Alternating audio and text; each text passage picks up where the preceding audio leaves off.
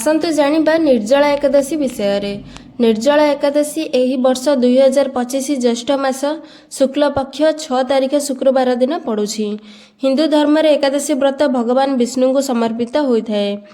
सब एकादशी निजे निजर महत्व रखिथांती, किंतु निर्जला एकादशी को सर्वश्रेष्ठ एकादशी माना जाए। एही व्रत ना केवल धार्मिक दृष्टिकोण सर्वश्रेष्ठ, ता सहित मानसिक एवं शारीरिक स्तर रे मध्य लाभदायक अटे। एही व्रतर नाम ही यार परिचय, निर्जला अर्थात बिना जलरे। एही दिन अन्न तो दूरर कथा, जलर एक बुंदा मध्य ग्रहण करबा अनुचित। कल्पना करंतु सेही तपस्या को ज्येष्ठ मासर एही खरारे गला सुखी जाउथिबो, हेले मध्य आपणक मन भगवानक चरण रे लीन होई रहिथिबो। यह कठिन तप साधना सह समान होइथाए। एही व्रत शरीर को नुआ ऊर्जा देइथाए एवं मन को एकाग्रता सह इंद्रिय उपर नियंत्रित सिखाई थाए। एही निर्जला एकादशी करिबा द्वारा सबु तीर्थ स्थान रे स्नान करिबार पुण्य फल मिलिथाए एवं मृत्यु परे जमदूत बदल रे सुंदर विष्णुदूत सेही व्यक्ति को नबाकू आसीथांती। एही एकादशी करिबा द्वारा मनुष्यर एही जन्मर पाप सहित पूर्व जन्मर संचित पाप मध्य क्षय होइथाए एवं मरिबा परे वैकुंठपुर लाभ हुए। एही एकादशी को पांडव एकादशी बा भीमसेन एकादशी मध्य कहा जाए।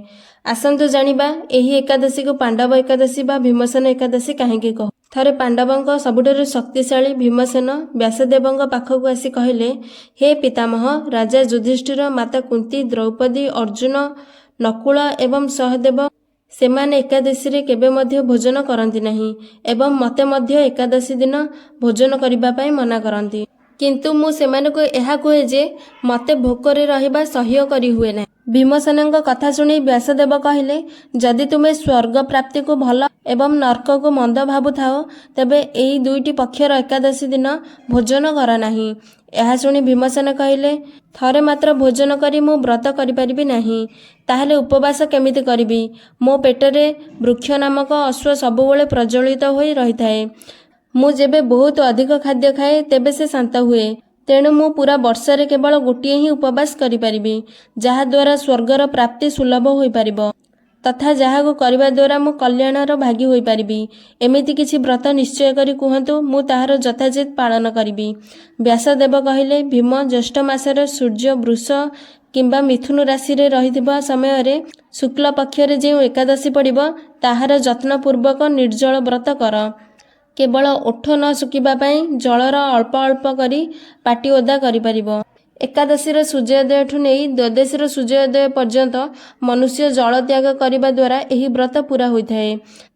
ता परदिन द्वादशी प्रभात समय रे स्नान करी ब्राह्मण को विधिपूर्वक जल एवं स्वर्ण दान करी ब्राह्मण को भोजन कराई निजे भोजन करने द्वारा पुण्य अर्जन होइथाए। वर्षरे जेते सबु एकादशी अछि से सबुर फल निर्जला एकादशी पालन रे मनुष्य को प्राप्त होइथाए।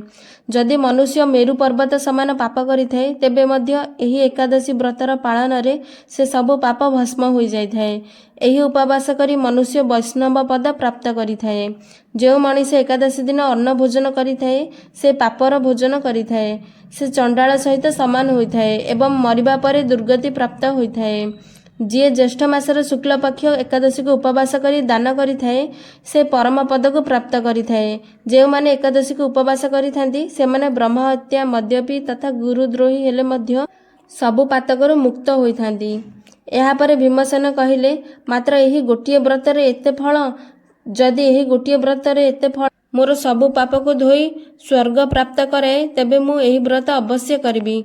जदि भी यह बहुत कठिन थिला, किंतु स्वर्ग प्राप्तिर अभिलाष एवं स्वर्ग प्राप्तिर आशा तांका मनरे दृढ़ संकल्प भरी देइथिला। से तुरंत महर्षि व्यासदेवंक कथा को स्वीकार करिनेले एवं निर्जला एकादशी करिबा दृढ़ निर्णय नेले। एहा परे व्यासदेव कहिले, हे कुंती नंदन, केवल जल त्याग करबा ही महत्वपूर्ण नुह। दिन सारा कम कम कथा हेबा बा मौन रहिबा को चेष्टा करबा उचित। दिन सारा न सोई भगवानक नाम जप करबा उचित। ब्रह्मचर्य पालन करबा सहित मिछ न कहबा, काहा ऊपर क्रोध न करबा एवं कौनसी प्रकार विवाद रे न पड़िबा उचित। यह सह भगवान विष्णु को भक्ति करबा उचित। एही परि भाबे निर्जला एकादशी को पांडव एकादशी बा भीमसेन एकादशी बोली